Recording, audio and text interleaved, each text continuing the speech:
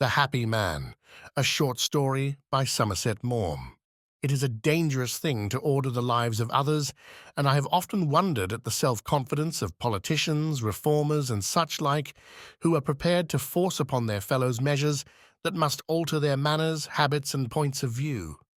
I have always hesitated to give advice, for how can one advise another how to act unless one knows that other, as well as one knows oneself?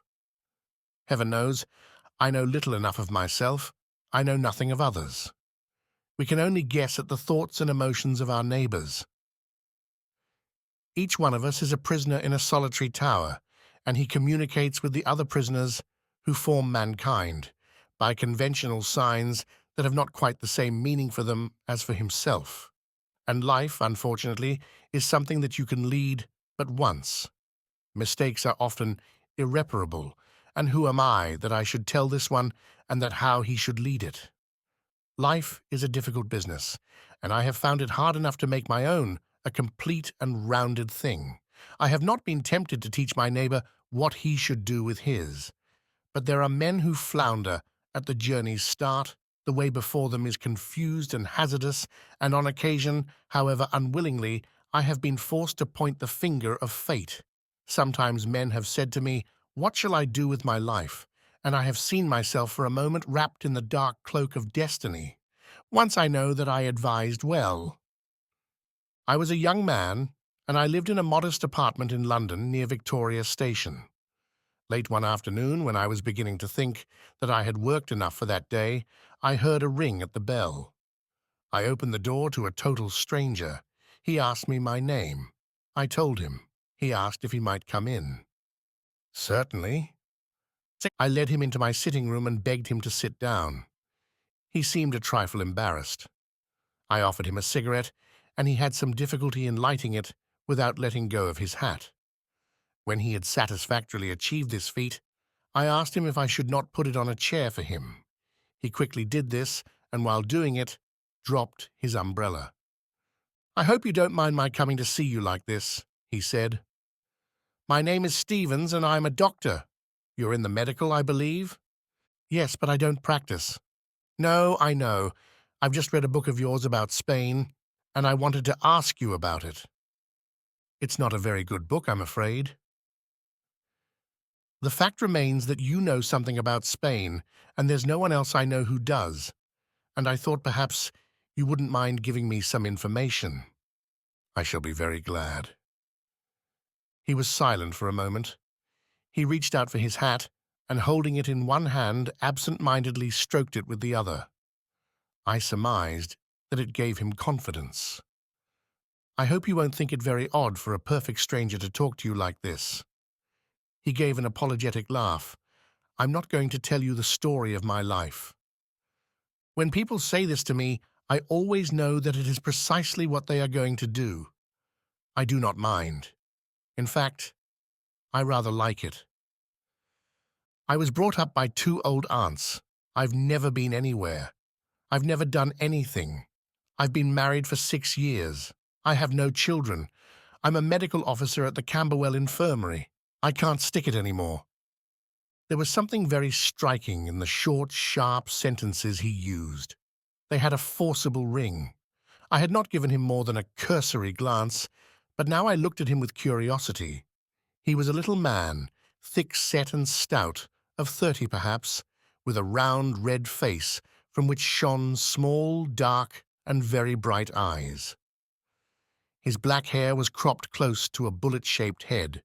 He was dressed in a blue suit, a good deal the worse for wear. It was baggy at the knees, and the pockets bulged untidily.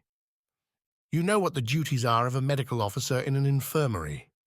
One day is pretty much like another, and that's all I've got to look forward to for the rest of my life. Do you think it's worth it?" "It's a means of livelihood," I answered. "Yes, I know. The money's pretty good." "I don't exactly know why you've come to me." "Well, I wanted to know whether you thought there would be any chance for an English doctor in Spain."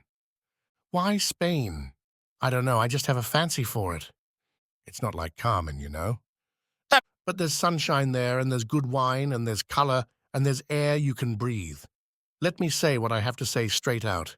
I heard by accident that there was no English doctor in Seville. Do you think I could earn a living there? Is it madness to give up a good safe job for an uncertainty? What does your wife think about it? She's willing.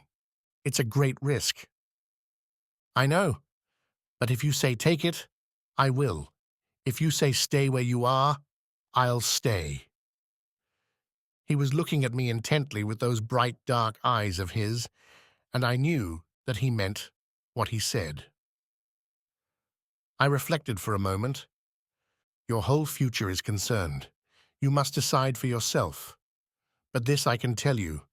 If you don't want money, but are content to earn just enough to keep body and soul together, then go.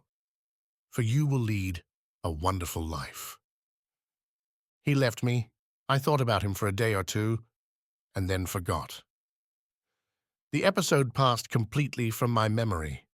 Many years later, 15 at least, I happened to be in Seville and, having some trifling indisposition, asked the hotel porter whether there was an English doctor in the town. He said there was and gave me the address. I took a cab, and as I drove up to the house, a little fat man came out of it. He hesitated when he caught sight of me. "Have you come to see me?" he said. "I'm the English doctor." I explained my errand, and he asked me to come in. He lived in an ordinary Spanish house with a patio, and his consulting room, which led out of it, was littered with papers, books, medical appliances, and lumber. The sight of it would have startled a squeamish patient. We did our business, and then I asked the doctor what his fee was. He shook his head and smiled. "There's no fee." "Why on earth not?" "Don't you remember me? Why, I'm here because of something you said to me. You changed my whole life for me. I'm Stevens." I had not the least notion what he was talking about.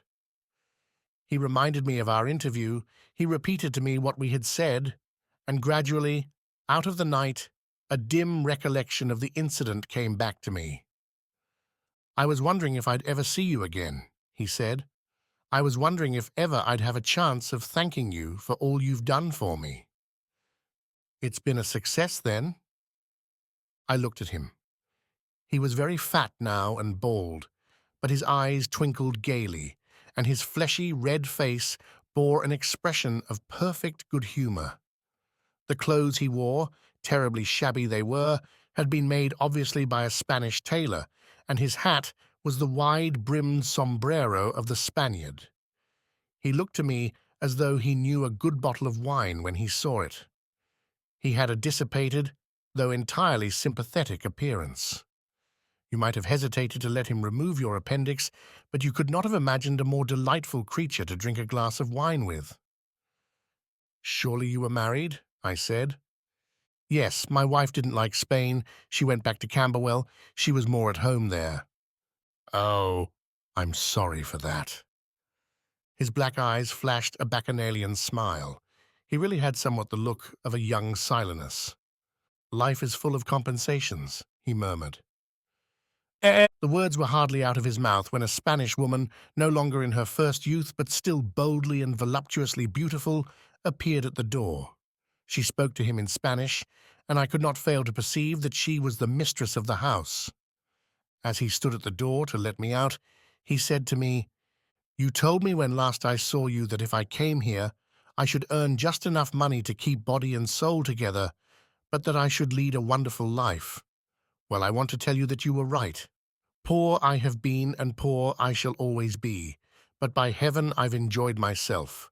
I wouldn't exchange the life I've had with that of any king in the world.